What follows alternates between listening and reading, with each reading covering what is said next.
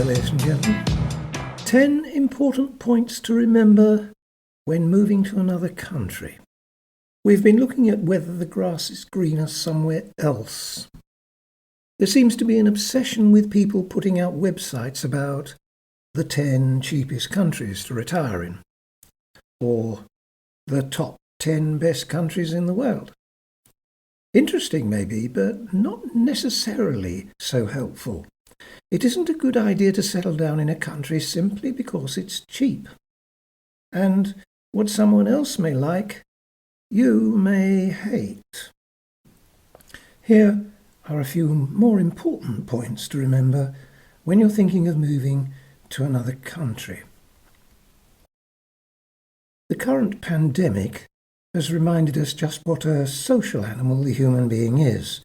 We like going down the pub, or to the local whist drive, or the dance club, or the wine club, or whatever group turns you on.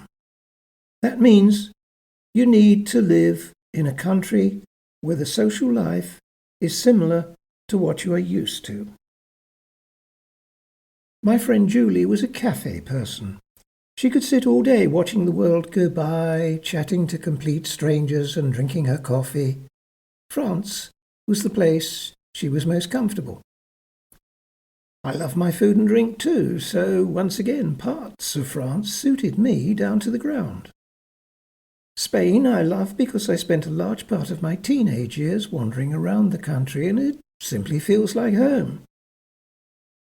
On the other hand, Bulgaria is nice and cheap, but I don't speak the language, and I'm not really in tune with the culture and the mores. There is one hell of a lot more to life than a cheap breakfast and negligible rents.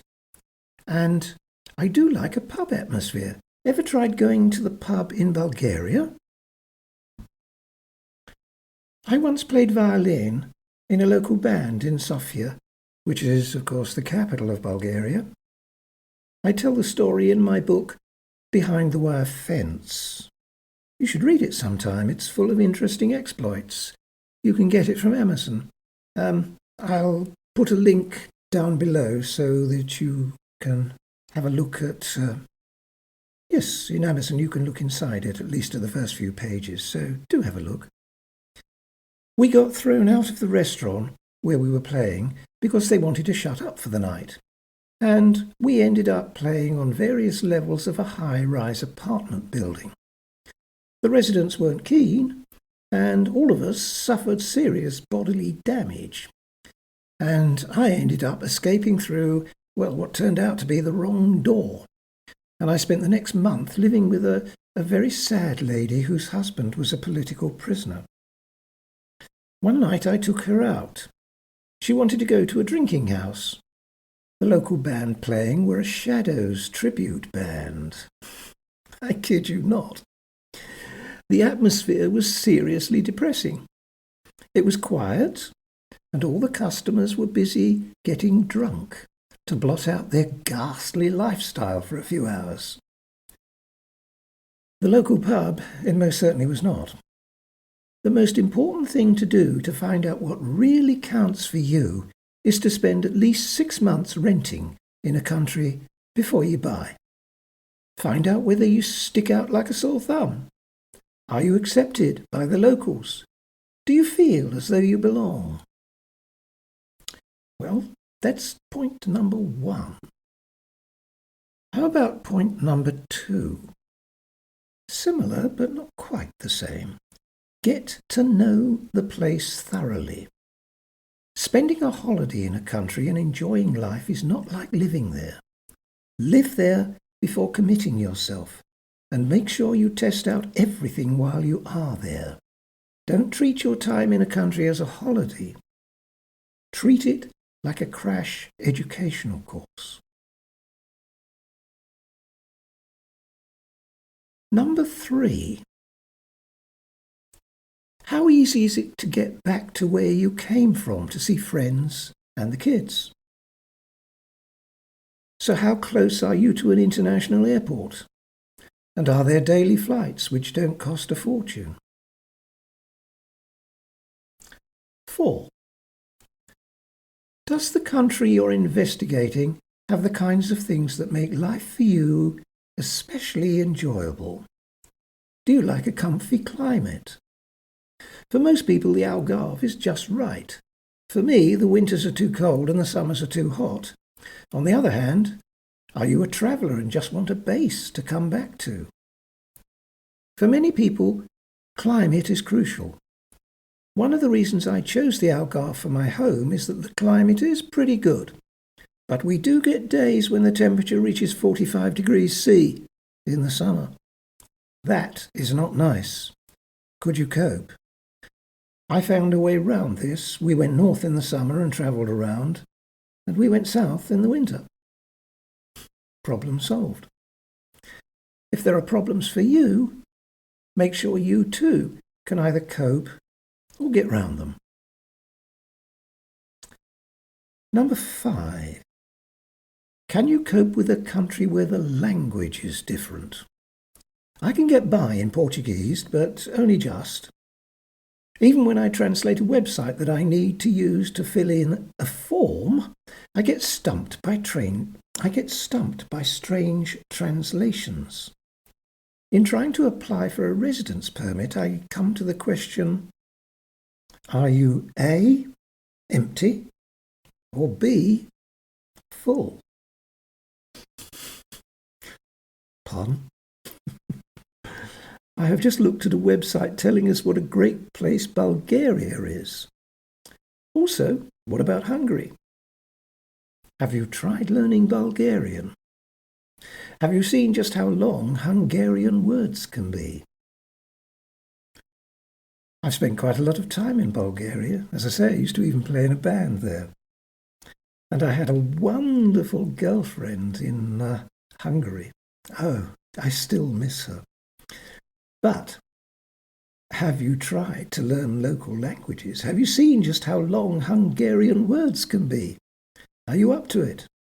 Knowledge of the local language is almost an open sesame to a country. Don't speak it? Then you aren't really in. 6. So many things are dealt with differently in different countries. Are you prepared to study the ways of a new country? In Portugal, I have a local friend, and I always ask her how the Portuguese would deal with a particular situation. It is invariably different from what would happen in the UK. I had an argument with a bank. Rather than handle this in the English way, I went for advice. I was told to ignore the letters and emails the bank was sending me. Seemed odd to me. But after a while, the communications from the bank simply stopped. It was as if they didn't know what to do. So they stopped doing anything. You don't see the police here very often. There is no such thing as preventative policing.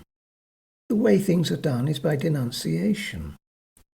The police sit in the police station until they're called out. No denunciation, no action.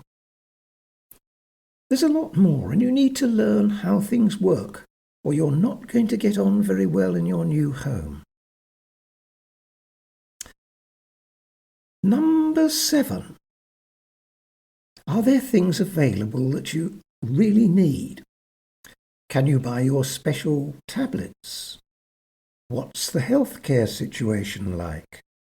Do you need to go private? I was surprised to find that when I went to buy an implement for the swimming pool, it would cost me €2,000. Next time I was in the UK, I found I could buy it for £500. Another important issue. Sell a house in the UK and an estate agent will charge you anything up to 2% in commission. In Portugal, they charge anything up to 10%. Do check the cost of living and forget about starting with the cost of beer and wine. Selling a house and paying the 10% selling fee to an agent would offset the cheapness of a seriously large quantity of wine. And do note that lawyers in your chosen country may be a bunch of incompetent wankers. Caveat emptor. Who has your back? In Portugal, that rarely means your local solicitor. 8. And while we're on that subject, do remember to check the house prices. It isn't a matter of whether they are cheap, but set the prices you are asked to pay against the prices the locals pay. In that sense, the first thing to check is what wages the locals get paid. What can they afford to buy?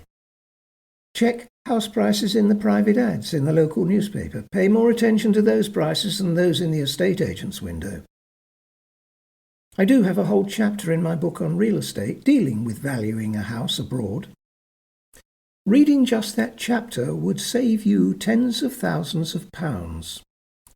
Once again, I'll put a link to the book down below so you can have a look at it, or should we say have a look inside it, on Amazon. Number 9. We're coming to the depressing parts. What about the end of the dream? Supposing your partner dies. Now what? How do you deal with that? You and your partner have probably lived together for rather a long time. How are you going to cope on your own? Do you have an exit strategy? If not, then I suggest you get one before you move in. Number 10. Yes, we've just had the introduction to number 10. Do you have an exit strategy? What should it be? Supposing that strategy is to sell up and move back closer to the rest of your family. This is where you need to have a rather different view on valuations. Let us suppose you were on the ball when you needed to value the purchase price of your new home. But what about the selling price now you need to leave? I have mentioned this problem in another blog. It's something you need to consider when buying, rather than dealing with the matter when you finally need to sell. Of course, you may be lucky and the market for homes may have risen nicely. But supposing you were not lucky. Suppose you moved to the US and the social unrest there got really out of hand. You might find that what was once a nice neighbourhood has turned into Trash Alley. Suppose you took the advice of that guy I mentioned earlier and you bought in Italy, as he suggested. Or you bought in Spain, as he suggested. Or even Bulgaria, as he also suggested. You might find when you want to sell that things have changed rather drastically. Here is a simple and realistic scenario. In fact, it is highly likely to occur. You buy in southern Italy. Nice, except that you find the tourist season lasts about 2 or maybe 3 months and then shuts down. You find most of the people don't speak English. Then you find that finally Italy votes to leave the EU. And that means they go back to using the lira, which crashes in value by at least 40% almost overnight. Now, you're looking pretty darn silly. Thinking of buying in Spain? The economy is collapsing. Youth unemployment is even higher than in Italy. In fact, it is hovering around 60 to 65%. And that was before the COVID-19 crash. There are ghost towns now in southern Spain. Buying real estate in Spain is investing in the country. Do you really think that is a good idea? 45% of Spaniards now want out of the EU. If Spain does crash out, what chance the new peseta doesn't lose again about 40% of its value? And that's going to happen over the course of a weekend. Currently, buying anywhere in the EU is asking for serious financial trouble ahead. By all means, buy in these countries after they've crashed, but not before. Otherwise, I promise you, You will regret it. Please take my advice.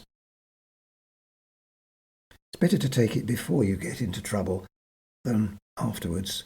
As I'm always telling my daughter, it's so much easier to prevent you falling down a hole than trying to drag you out afterwards.